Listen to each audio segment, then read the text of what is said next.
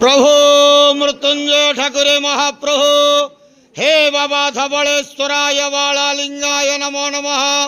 दीपम यदि परम ब्रह्म दीपम यदि जनार्दनः दीपाहरत में पाप पूजा दीप नमस्तुते। अहे धवलेश्वराय बालालिंगाय नमो नमः। संसार सुखी रखंतु। आज पवित्र धर्मर मास कार्तिक मासर अला नवमी शुभ शुक्रवार रे समस्त श्रद्धालु भक्त मानक आशीर्वाद करंतु।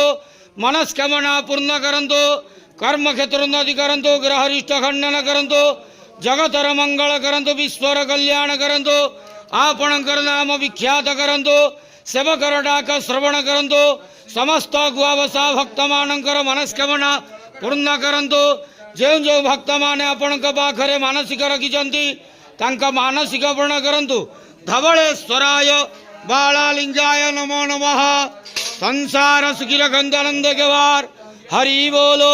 आज अला नवमी शुभ शुक्रवार रे समस्त श्रद्धालु भक्त मानकु आशीर्वाद करंतु आनंद केवार हरि बोलो।